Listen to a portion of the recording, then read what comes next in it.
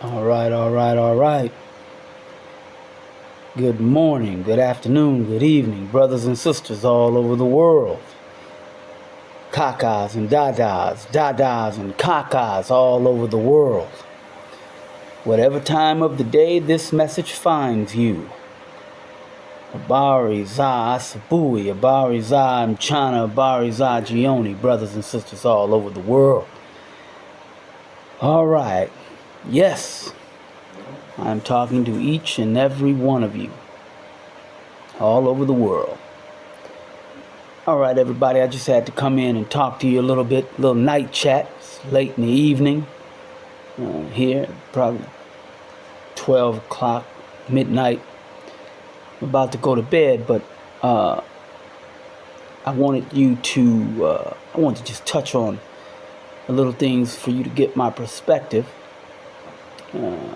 about the U.S. African Summit. In case you didn't know, many of you probably do. I'm sure they're blowing it up in certain parts of the world, particularly the United States. There's a U.S. African Summit where all of the leaders of the countries in Africa are traveling and have traveled to the United States for a summit, a meeting where they meet with President Biden, Secretary of State Blinken, Secretary of Defense, I forget what his name is. Yeah. So anyway, it's been taking place for the past couple of days. A summit is just basically people getting together talking, and the general idea is that they, going to get together and talk about how they can cooperate with one another to provide some kind of economic benefit to each other. And many of these meetings where it takes place with the W's, when they do that, it's under the guise of economic cooperation, but in actuality it's economic cooperation that provides the support for military cooperation.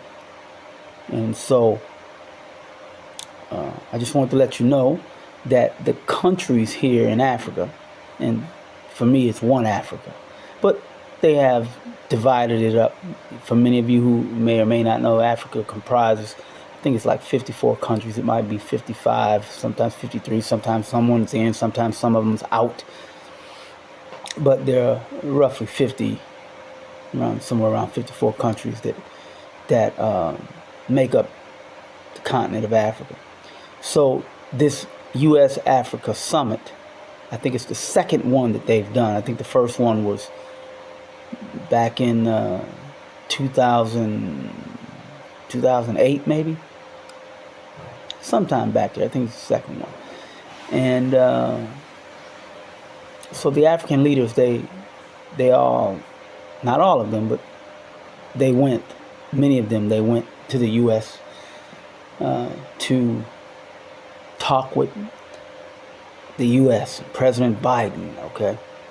Now, the reason I'm bringing this up is we should be aware of what's happening politically with African leaders and their interaction both on the continent with each other, as well as their interaction with the countries abroad. In this case, the U.S. Remember, the U.S. leaders of humanity and freedom and world economic power. Okay, so I'm talking about this because there are a couple of things that I saw as I was kind of looking through the YouTube world, getting some information, seeing how this U.S. summit was going. And I came across a video where not President Biden, but Secretary of State Blinken, he was at a table, him and a few other people. I think Secretary of Defense was there too. The brother, Secretary of Defense. We're going to talk about that too. But So they were all there, and they had a president from one of the countries of Africa. And I believe this is on the Department of State website where I saw this. So the official United States government propaganda, or I'm sorry, promotional site showing their cooperation with the leaders of Africa. Okay, so I'm going to play this little clip for you, and it's going to show you something that occurred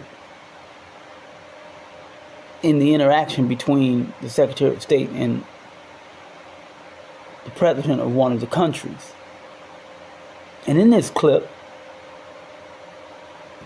the president of one of the countries in Africa, world leader, when you are president of a country, particularly a country within the continent of Africa, which is, Africa has a large population, so representation of the globe, of all the human beings on earth, Africa is a significant player, a significant member of the whole population of the whole globe. 1.3 million, 1.2 million, 1.4 million. It's probably more. Remember, they always play down everything with us. But when you talk about a population on the earth of like 7 billion people, and you got 1.5 billion, you're a major player, particularly economically. Remember, economics. You hear this term thrown around, market. All market means is a bunch of people who can buy products, have business transactions between one another. That's a huge number. Remember, the United States, 370 million, somewhere around there. So that means 4 or 5 times the United States population. Tremendous market. That's why they kind of are holding it back to let it grow. But I'm going to get back to what I was talking about. But remember, that's a large population of people. So this president from a population, a country within that whole population of 1.3, 1.4, and I'm going to go with 1.4 because it's my people. And I'm always go with what's best for them. So the president from a population of 1.4 million, he's speaking. And he's not speaking to his equal. He's speaking to the Secretary of State, which for me is somewhat problematic. Kidogo, small. But at the same time, it's big. See, I got a problem with it. I see a problem. But I'm going to let you take a look at it. So I want you to take a look at it. And you tell me in your comments what you see happen. If there's an issue at all. Because I have an issue. It's clear to me. But that's just me. You guys know how I am. So, and if you don't, you're going to know soon. Yeah. So take a look at this clip. Go ahead. Here it is.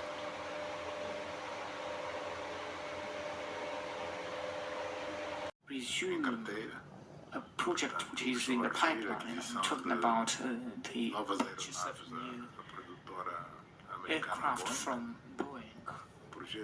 Mr. President, if I could, I'm sorry to interrupt. Maybe we'll let our colleagues from the media depart, and we can continue the meeting in more detail. I'm sorry for interrupting. Okay. Did you see that? Did you see anything strange about that? Resuming a project which is in the pipeline. I'm talking about the purchase of new aircraft from Boeing. Mr. President, if I could, I'm sorry to interrupt. Maybe we'll let our colleagues from the media depart, and we can continue the meeting in more detail. I'm sorry for interrupting. Mr. President, welcome. It's very, very good to have you here in Washington at the summit. Secretary of Defense and I are very pleased to welcome President Lorenzo. The United States places great importance on the relationship with Angola, a relationship that has grown stronger and stronger, particularly under your leadership. Okay. Did you see that? Did you see anything strange about that? Okay. Did you see that? Did you see anything strange about that? Anything strange? Like, does anything, what comes to your mind? What happened there? Now, I don't know if the audio is clear, so I'm going to kind of tell you what happened, because not what it means to me about what happened, but I'm going to tell you what he was saying. He was talking about, and I'm talking about the president of the country, our good brother, was talking about it. I think at that moment he was talking about different developments, different things that the country was doing. He was explaining, I think it had something to do right at the end of what was happening, before he was interrupted, before he was cut off.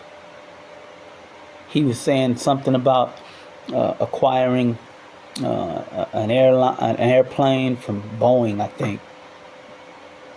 And then, as he was right in the middle of him talking, particularly, he was talking about acquiring an airliner. Right in the middle of him talking, Secretary Blinken stopped him from talking. Interrupted him from talking. Interrupt, stop. I don't know if one of them that has like a negative connotation. I don't really know. Or stop them from talking. I don't know if stop them from talking, when I say it that way, does it have a negative connotation?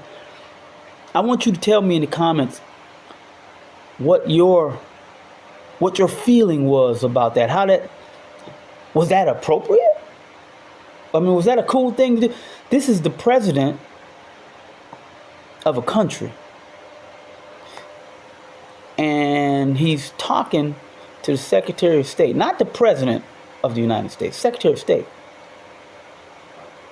I don't have a problem with, everybody's equal, even presidents and a person who's not even in political office. They're all the same to me. We're all people, we're all human beings deserving of the same dignity and respect to give to one another. But it just struck me as odd, because he was talking about purchasing a plane, and then what I think I saw and what I think I heard was Secretary of State Blinken.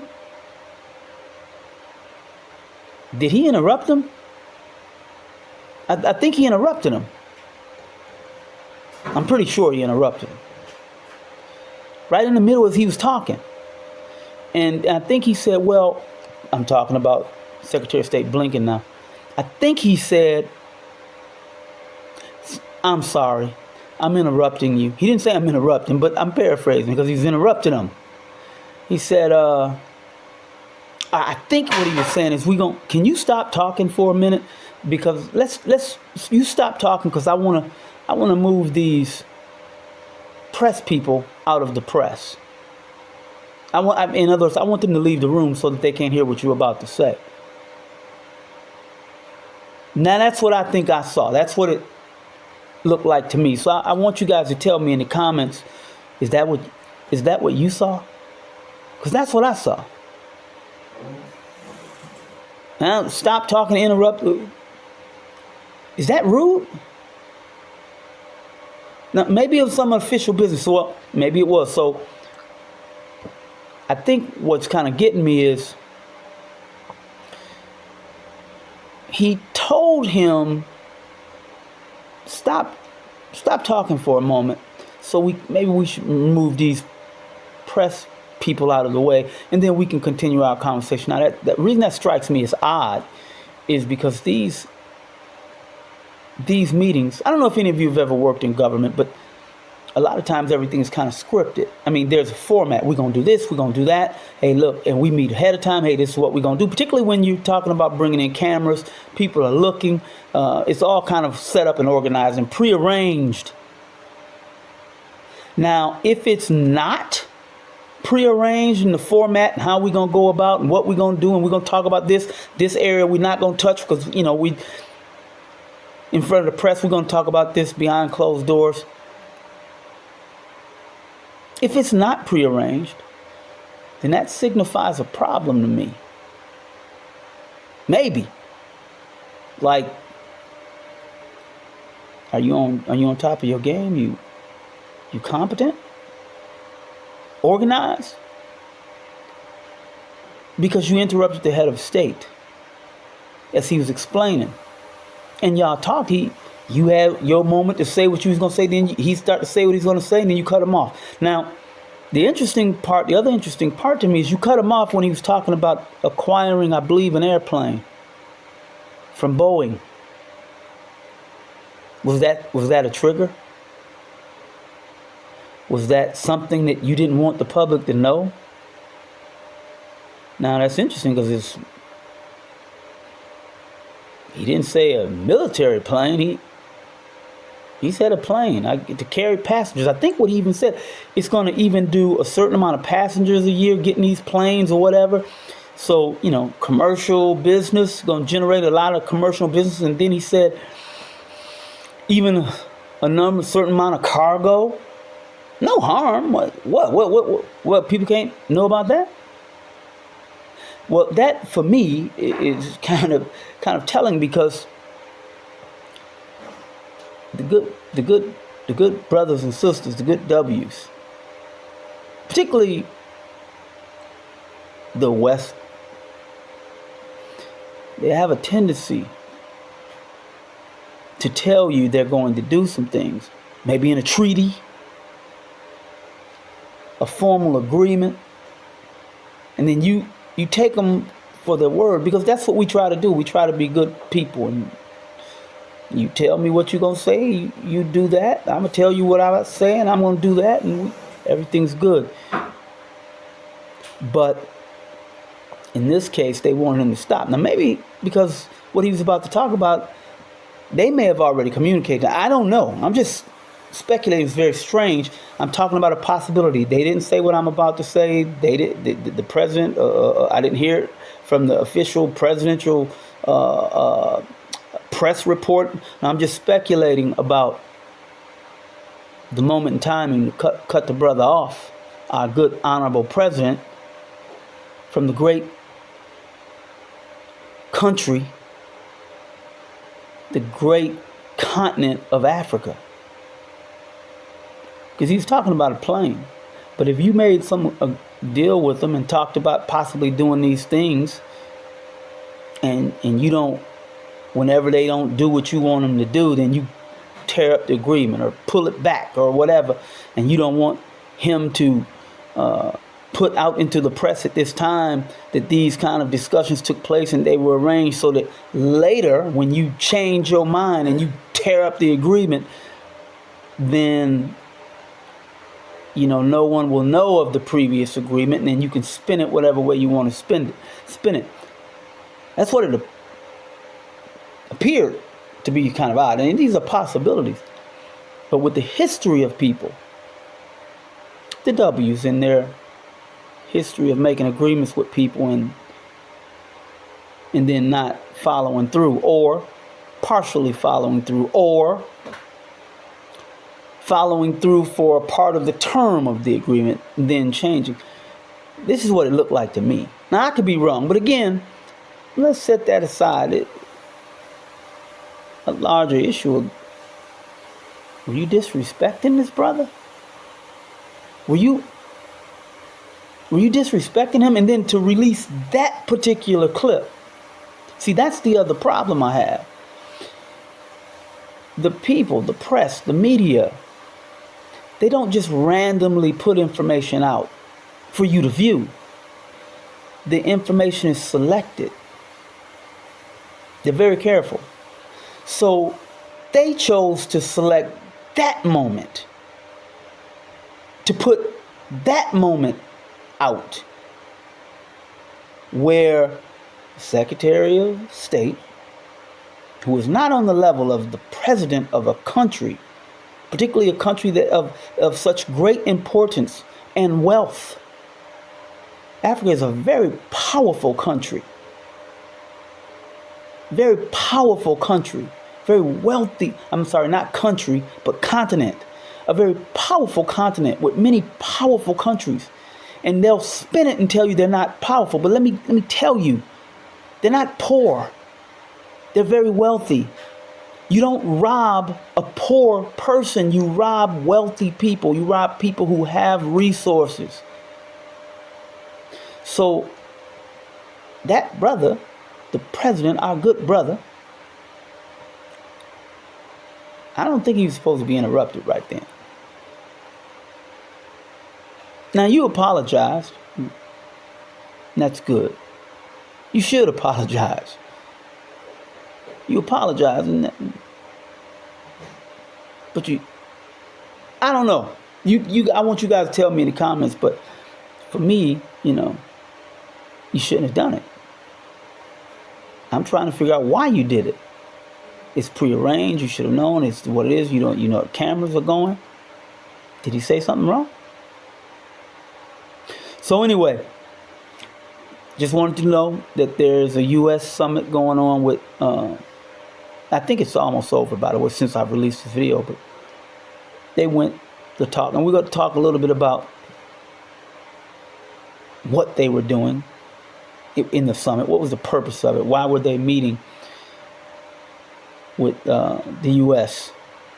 And I think I saw a report of Zimbabwe. They were not there.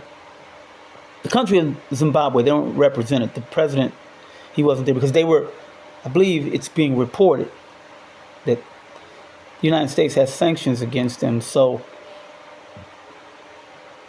he wasn't allowed to come. And these sanctions, I think, if I understand correctly, and you guys let me know in the comments, but if I understand correctly, these sanctions were sanctions that had been placed on Zimbabwe back when Robert Mugabe, our good brother Robert Mugabe, was president of Zimbabwe. All right, so from time to time, I'm going to be giving you guys some updates, but very, very, very peculiar timing of the interruption, and also even more peculiar was the release of that footage to the public. Very disrespectful. Very disrespectful. And at the same time, in fact, let me do this. I'm going to show you a clip, because at the same time, when he started talking, I'm talking about Secretary of State Blinken.